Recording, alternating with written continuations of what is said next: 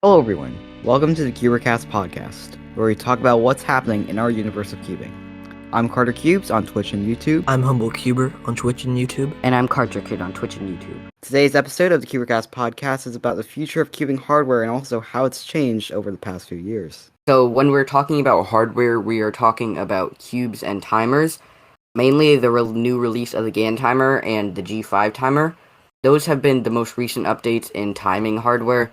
And yeah, let's just start out with timing hardware. What are your guys' thoughts on the new timers? There's three types of timers right now in the market. There's the Cube company timers by like YJ and GAN. There's a G4 timer made by SpeedStacks, and then there's the G5 timer, also made by SpeedStacks. So, just a brief summary: the novel timers are really good, but they're just not WCA legal for obvious reasons. The G4 timer is pretty good too, but it's a little bit outdated, and it can have like a lot of problems like timer resets and stuff. Just stuff about that. And the G5 timer, that's very controversial. It's not as bad as people think. I have it, but yeah, let's just leave off that. Yeah, what I really like about all these new timers is that they're actually staying right around the price range. If you actually look on the Cubicle, the GAN timer is actually only about $35. The StackMat G4 is only about $32, and then the G5 is only about $33. So they're actually staying right about in the right price range. So even though the quality of the timer is increasing, including Bluetooth capabilities, like we've seen in some of the newer timers, the price is actually remaining inside the same area, which I think is definitely something good. Hey, so this is Carter Kid editing this episode. The recording kind of broke here, so that's why my next sentence is kind of cut off, but I'm just talking about features of the GAN timer, and yeah, enjoy the rest of the episode. I've also used the Bluetooth function, where I've connected it to the CubeStation app, which I think is really cool, as well as tracking the average of 5, which is also insane. And this is just a little nitpicky, but connecting it to CS Timer is much easier. With the G4 timer, if you plug it into CS Timer, you can't be charging your computer, and my computer's battery dies really quickly, so I'm able to use the GAN timer with CS Timer with my computer plugged in, so I'm actually able to be charging my computer while I'm solving, which is really nice. And yeah, that's just kind of a personal thing, but yeah, I like the GAN timer a lot more. Another thing is the reset buttons. As you probably have all heard, the G4 has had resetting issues, and the reset button on the G4 is on the right of the timer, and it's right next to your thumb when you stop the timer, but the GAN timer's reset button is in the middle of the timer. And not only that, a full second after you've stopped the timer, you cannot reset the time, which is really helpful, so you don't accidentally reset it in a solve or just reset it after stopping the timer. And yeah, I think the GAN timer is really cool. And so switching over to the G5 timer, back when this was first announced, there was a lot of hate from both the speed stacking community and the cubing community in reasons it being ugly.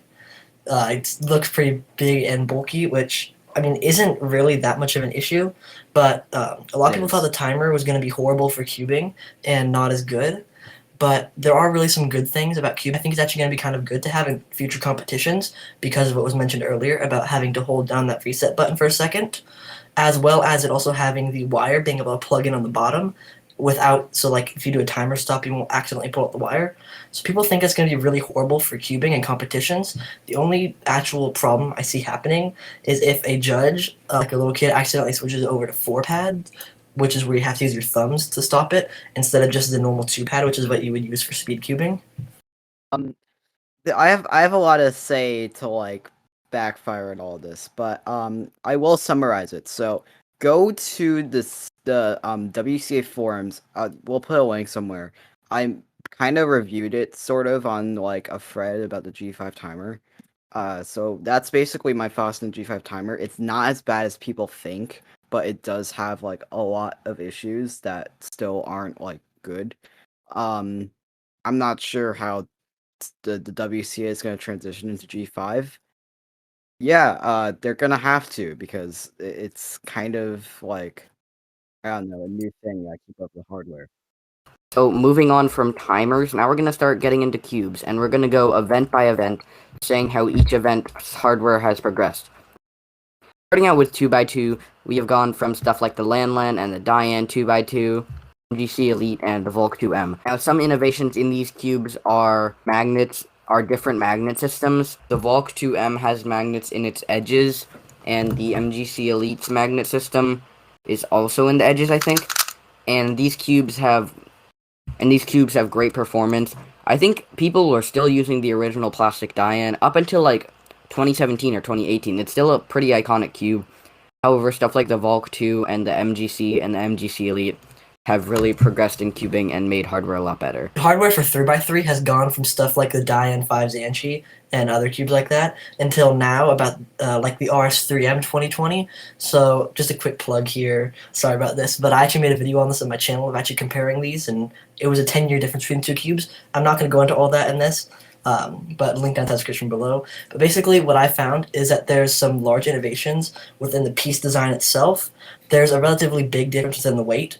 The corner cutting, there's a definitely big improvement in the corner cutting. The Dian 5 Xanthi was cutting maybe like 40, but then the RS3 in 2020 can cut basically anywhere. The new 3x3s feel a lot smoother.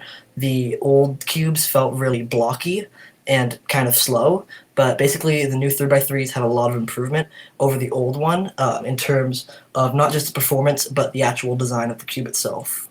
So just going over to 4x4 through 7x7. 4x4 and 5x5, I believe, were both made by Rubik's initially, and they were not so great. And then the V Cube was made the first 6x6, and also probably the first 7x7. And those were really, really bad, but at least it was something like new, so people used it anyway. That has gone a very long way. Now we have stuff like we kind of transitioned from like, at least for the 6x6 and 7x7, from the X-Man stuff to the MGC, which is a huge step up. For 4x4, it's kind of always been sort of like, I think it was like Hachi Wuche, and then something like Moyi, like the Aosu WRM. And then the Aosu WRM. And then just like, I don't know, the MGC or something. But MGC, that kind of just goes to show the MGC has gone a very long. The MGC sort of just like dominates the whole market now. Mm-hmm. So the MGC 2x2, the MGC Elite 2x2 is my main 2x2. I used to main the 4x4, but I main the 5x5, 6x6, and 7x7, which shows how dominant YJ has been with their MGC line. Okay, so now we're going to move on to the side events. Now, side events have had a lot of improvement. Starting off with Square 1, there were stuff like the Calvins and the Cube Twist Square 1, and those were pretty garbage. And now we have stuff like the Volt V2 and the MGC. Now, I have the MGC Squad. It's a bit overhyped in my opinion, but with some setup, it can be really good. Some innovations in Square 1 hardware are lock nuts and magnets. Square 1s used to strip like crazy, and people put in lock nuts and modded their Square 1s so they wouldn't strip. Square 1 is one of my favorite events, and I think the hardware makes it a lot more fun. I would do Square 1 a lot more on an MGC than I would on a Cube Twist or a Calvin's. I have the Chifa Square 1, and that's a pretty modern Square 1, and it's still pretty bad. So yeah, I think Square 1 hardware has gotten a lot better, especially with stuff like the Volt V2 and the MGC. And next, moving on to Megaminx, we went from stuff like the Dian V1 to, well, the Dian V2, and most people here listening probably know Megaminx is like one of my favorite events. It's pretty much my main event. And the Dian V2 is really smooth and fast. And yeah, the Dian V1 is pretty garbage from what I've seen. And yeah, the corner cutting has gotten really good. I can corner cut almost anywhere on the Dian V2, but on the Dian V1, corner cutting was probably non-existent, and also there are magnets in the Dian V2, which makes it a lot better. There are also new grip systems that help in Megaminx. There are concave Megaminxes and Megaminxes like the Yoo-Hoo V2, where they kind of have this weird grip system, and the Gan where it's kind of like indented, same with the Dian. And yeah, I think Megaminx hardware has progressed really well. Moving on to clock. So there's been some big jumps and improvements like clock hardware over the years. So originally we saw the Lingao clock, which was actually deemed not WCA legal due to the pins just falling down really easily. So people actually ended up modding it by using ring magnets and stuff like that and sanding it down and taking apart the clock and all that stuff. But that took a long time, and that actually went on for a couple of years because nobody really cared about the event to make a new clock. But then when Shangshao, or Shengshou, however you want to pronounce it, actually announced they're going to be releasing a new clock. A lot of hype got built up around it, but then with the release of it, it was actually kind of underwhelming. It was WCA legal, however, the hardware was not great. It was still super slow, just like the Lingao, and it did require some modding, which definitely was not good. But then, actually, just about 1.5 months later, right after the release of the Shengshou, we saw the Qi clock be released after a couple years of Qi teasing making a clock. And this is basically the clock that every top clock solver mains currently. It's great out of the box. It's definitely the fastest. It has this it has magnets on each of the dials to help it with its tactility and actually clicking it into place. And definitely it's like the top use for everybody in clock at this point. So that's basically how clock has improved over the years. We haven't seen much improvement until just about last year, and now we have the best clock on the market. Yeah. So moving on to P-Rinks and Scube, right? Okay. So for Scube, we went from, I believe it was I forgot.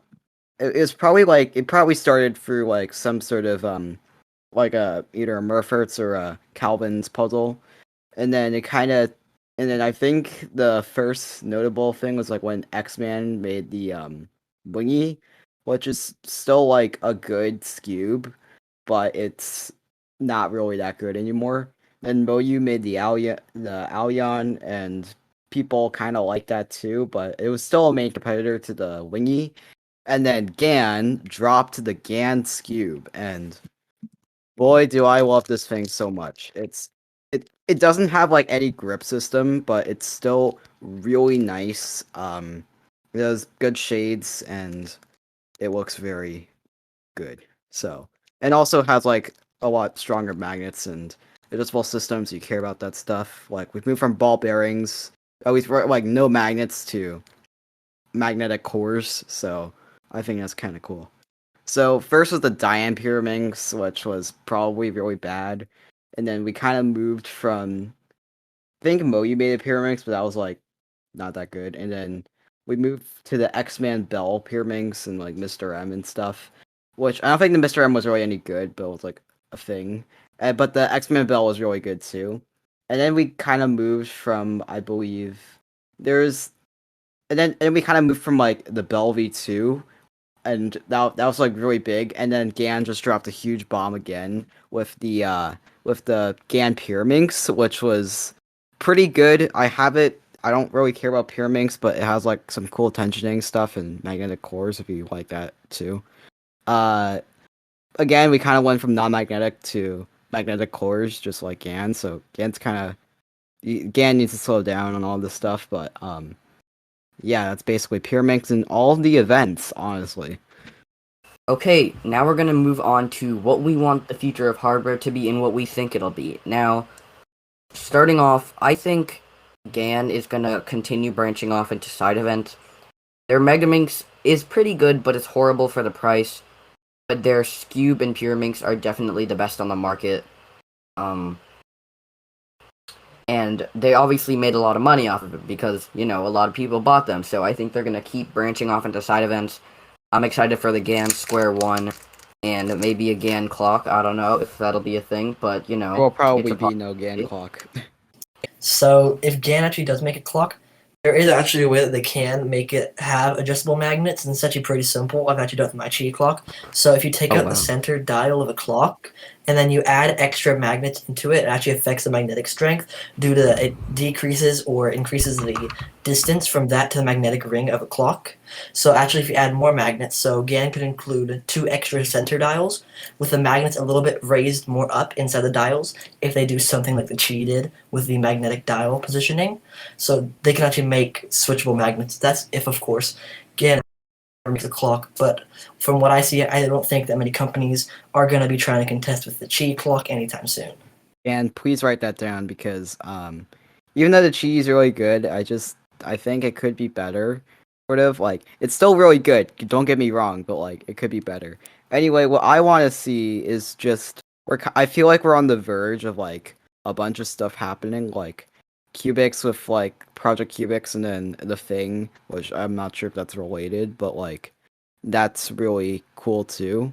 So yeah, what I do want to see is an improvement in, I guess, a more competitive Mega Minx market, and then also, which is kind of biased, and then also maybe a slightly better Square One market and a slightly better Big Cube, more competitive Big Cube market, because like just like slightly more competitive, because I want choices. I don't want to stick to the MGC. I don't want to stick to the Diane. Like, but all of them are good, but like I'm I'm sort of like challenging companies to find what they really want. Like what do they really want? If they want to make money, then they gotta branch out and make the market a little bit more competitive and just try their best. So I like to see companies try, and the end goal should be to make the market a little bit more competitive and have more choices for people. Definitely would like to see some more big cubes in the big cube market, because right now, literally, what's dominating, not so much 4x4 anymore, or at least the ambition. Also, there's some good 4x4s, but basically for 5x5, most people use the MGC. In 6x6 and 7x7, definitely, most people just end up using the MGC. There definitely can still be improvements to the hardware, most likely. So I would like to see some more companies doing it, but from what I've seen, nothing has actually come really that close to like kind of topping off the MGC and knocking it off its throne for having some of the best big cubes out there. But it would be really nice to actually see some other companies make better big cube hardware. Something that I was working on a while ago, but I never got to actually like constructing, was even tensions with the screw. Now, when I lube a cube, if I lube the core, it's difficult for me to get even tensions because I'm stupid. But what if there was a way where if you tensioned one side with a screw, it would tension all the other sides the same? Now, you might be saying, oh, well, GAN has done this with their dual adjustment system, but you need specific tools to tension that, and with my system, you just have to tension one side and all of them will be even. I don't know how that would work, but, it's still in process, so I'll let you know